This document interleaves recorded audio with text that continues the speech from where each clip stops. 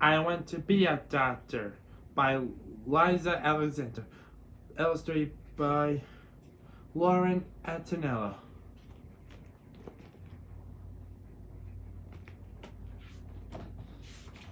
One day I went to visit Granny Bird. She gave me a big hug and a kiss on the beak, but something awful happened when Granny went up the stairs with my suitcase. Just as she got at the top, she tripped it and fell thunk. Granny, are you all right? I asked. Yes, dear, she said. But I've hurt my ankle. Be a good bird and run next door and see if Dr. Fuzzle is home. Don't worry, Granny, I said. I'll be right back. Knock, knock. I pounded on the Fuzzle's door. One of the little Fuzzles and his mommy opened it. Is the doctor in? I asked. Yes, said the mommy. I'm the doctor. You must be Mrs. Bird's grandson. That's right, I said. How do you know? Then I told her all about Granny's fall, and she asked me to wait a minute while she got her bag. As he walked it back to Granny's, I asked Dr. Fuzzle, what's inside your black bag? Your black bag. My medical instruments, she answered. So it said, you mean like a violin and a piano? Dr. Fuzzle laughed and said, no, different kinds of instruments, tools that doctors use. You'll see what's inside the bag when I examine your granny.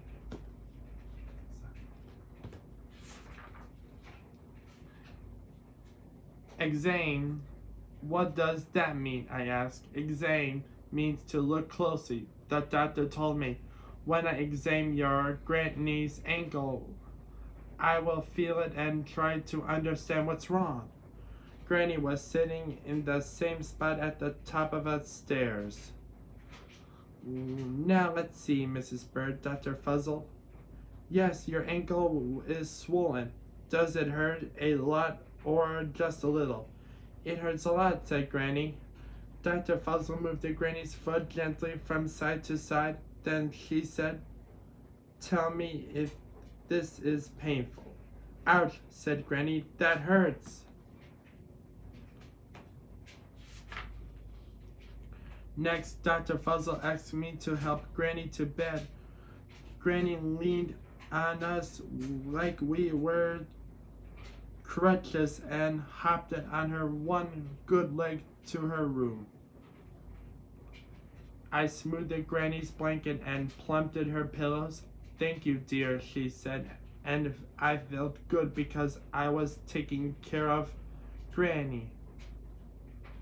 The doctor told us she thought that Granny's ankle was probably sprained, not broken.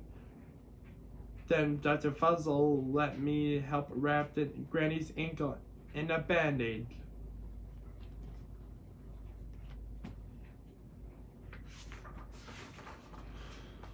When we finished the bandaging, the doctor told Granny to put ice on her ankle and to keep her leg up.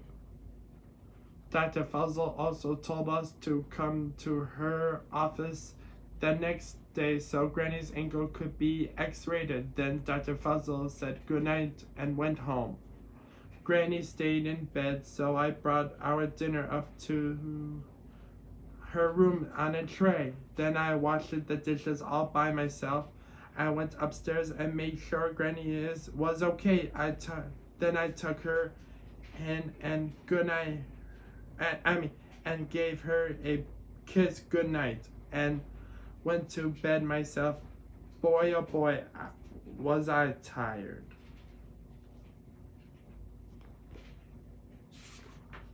The next morning, I was quite the early bird. I brought Granny breakfast in bed. She said it was delicious. I felt proud. Then Granny asked me to find a cane in the back of her closet. Next I helped her get dressed. We're ready to go. Granny told me to call a taxi. and we were off to Dr. Fuzzle's office. Dr. Fuzzle took us straight to the X-ray room. She told us the X-ray machine is actually a big camera. We'll use it to take a picture of the bones inside your leg, Mrs. Bird. Then the doctor lowered the big X-ray machine and switched it on and off. Click! Then I asked the doctor, "Are you going to examine Granny now?" "That's right, Big Bird," she said. "While we wait for the X-rays to develop, I will give you a quick checkup, Mrs. Bird." "All right, fine and dandy," said Granny. The doctor was wearing a funny-looking necktie. She plugged it into her ears and held the bottom against Granny's chest. "What's that?" I asked. It's a stethoscope," said Dr. Fuzzle. So I set it to stethoscope. Then the doctor gave it to me so I could listen to Granny's heart. Also, her heart went ka-thump, ka-thump, ka-thump. And it was loud. Then the doctor held an ice cream stick thing called a tongue depressor on Granny's tongue. She looked it down Granny's throat with a tiny flashlight. "Very fine," said the doctor. "And this is an otoscope," said Dr. Fuzzle. "It helps me see that the passages inside your ear are clear, Mrs. Bird." "Glad to hear it," said Granny, and we all laughed.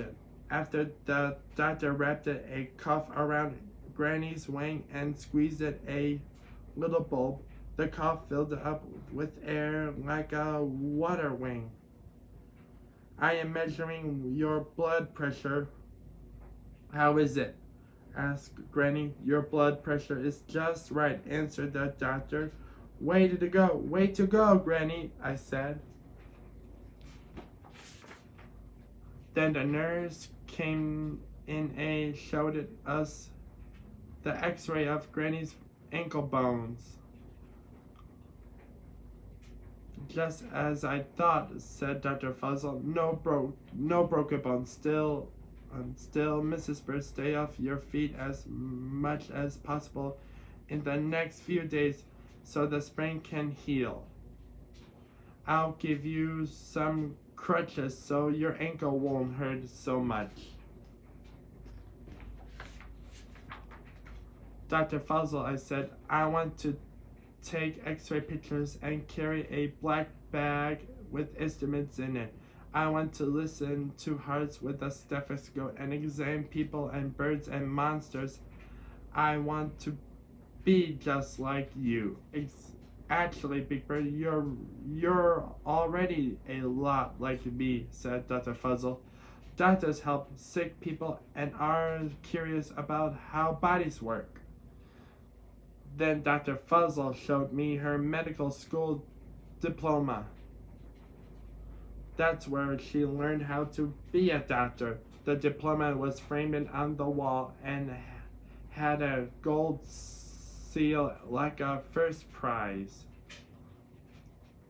Soon it was time to go. Granny and I said, "So long."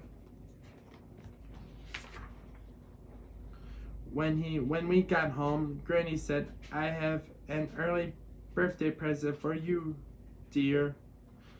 It was a black doctor's bag like Dr. Fuzzle's. Inside were toy medical instruments. "Thank you for taking such good care of me," said Granny. "I like taking care of you, Granny," I said. I need the practice, because when I grow up, I want to be a doctor." The end.